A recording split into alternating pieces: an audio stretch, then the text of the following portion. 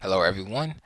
This is game 3 of our series on Mikhail Botvinnik, the prime years, 1939 to 1949.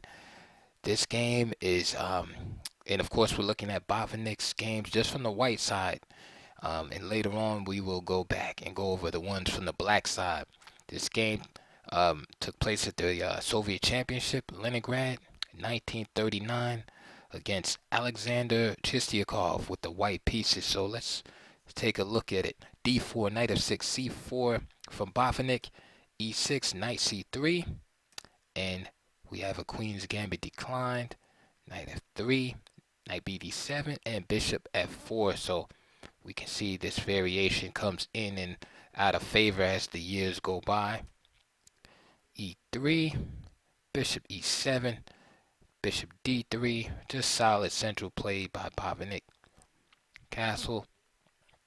Now black decides to go and capture, go for the bishop here, and also damage the white pawn structure.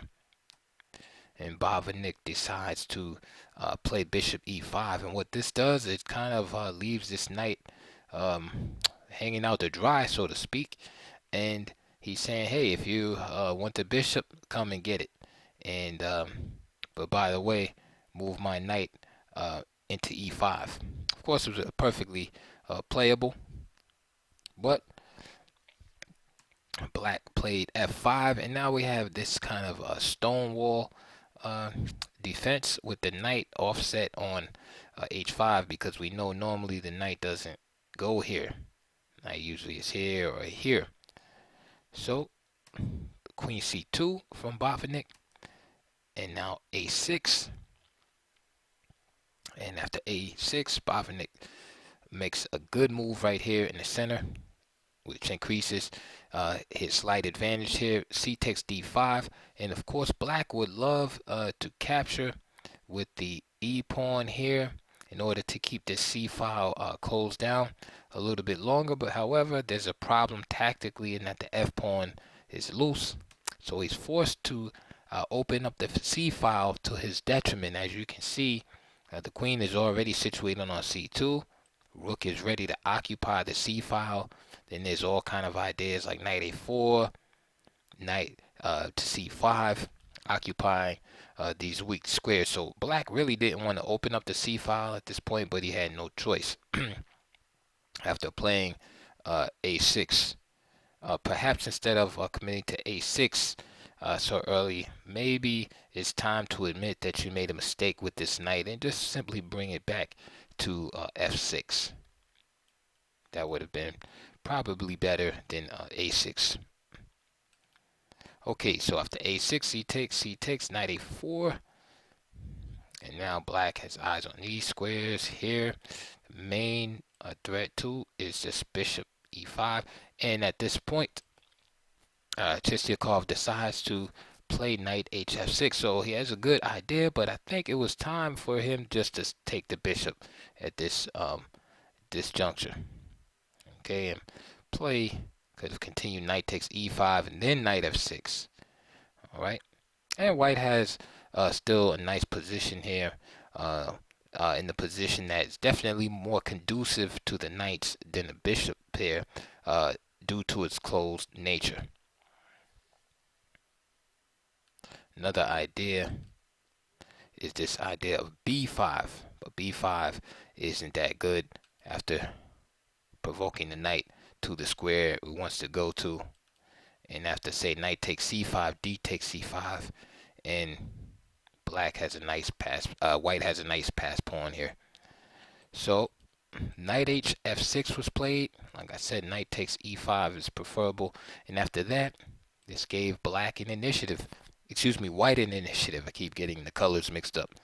So queen e8 was played, and then Botvinnik played the solid rook ac1, and this gives us a lot of insight on Botvinnik's style. Botvinnik is not known as an explosive tactician, say like a Mikhail Tal or Velimirovic, or a player like that, or Sachs, or Kasparov.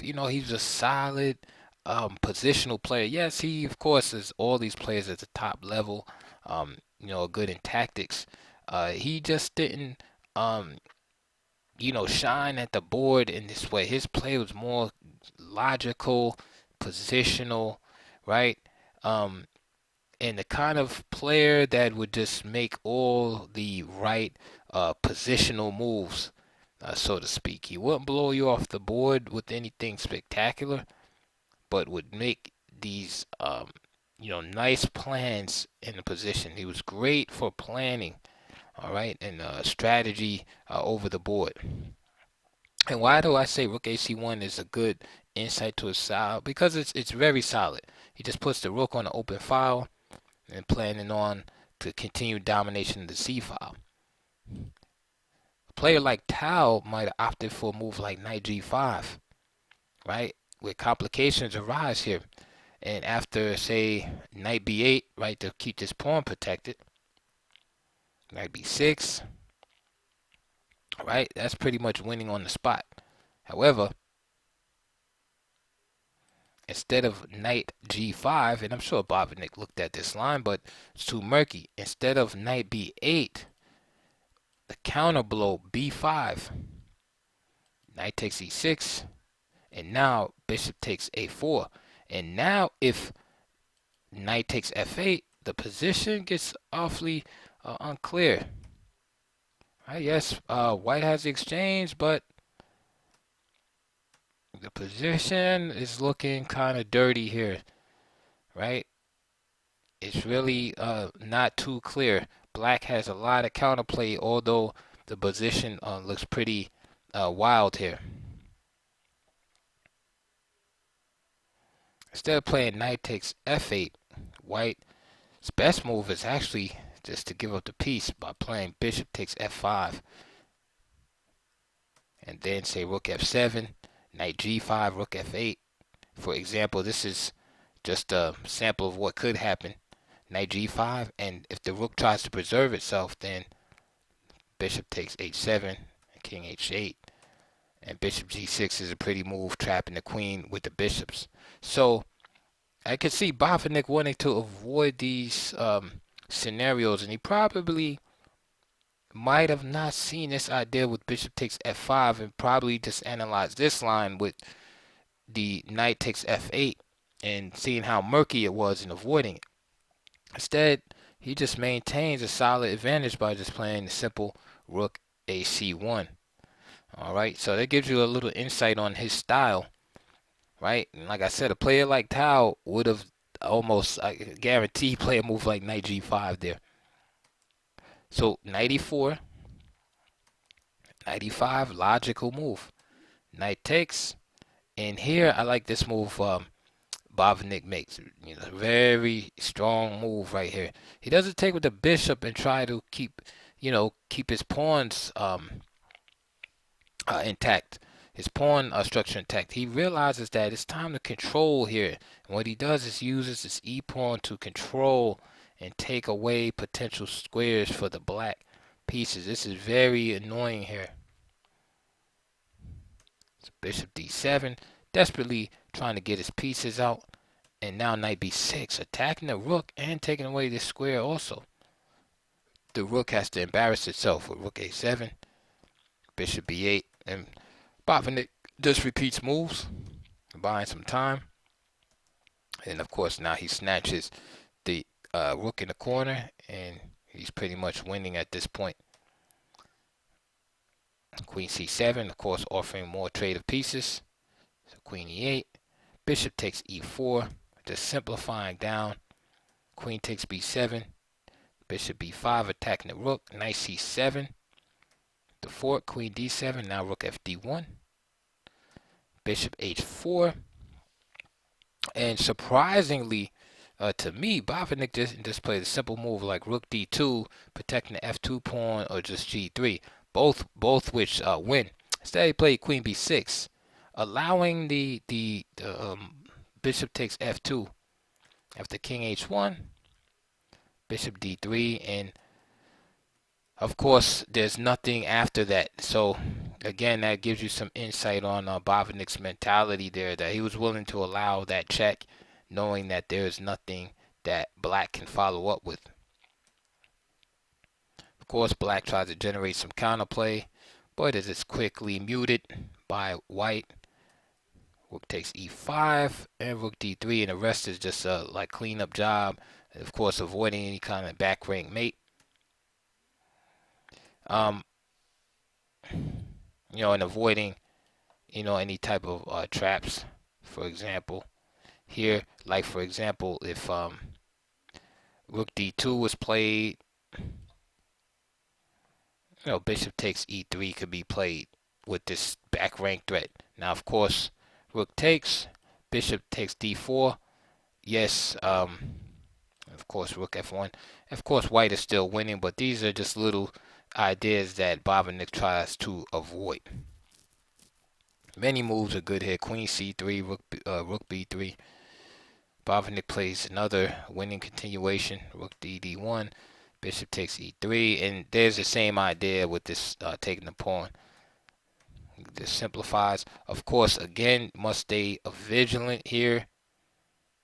If bishop takes d4, you can see the embarrassment on the back rank on e1. Rook takes a6, and the simplicity here. And after bishop a5, Chistiakov resigned. So we saw just a solid, very straightforward game by Botvinnik. Just play in the center, and as soon as black made that mistake with the move a6, we see Botvinnik just trade off, immediately utilize the c file to press his advantage. Then black made another error in not trading off the bishop at an appropriate time on e5, and this allowed Botvinnik to get his initiative going, which he took to its logical conclusion and won the game. So hope you like that game. Please like and subscribe to my channel. We are going to be continuing with some more Botvinnik all the way through the 1940s. Please comment below. Please check the links below, and please donate to my channel. Can use your support during this time, and also please check the links below for opening videos and books related. So I'll see you guys on the next video. I hope you enjoy, and take care.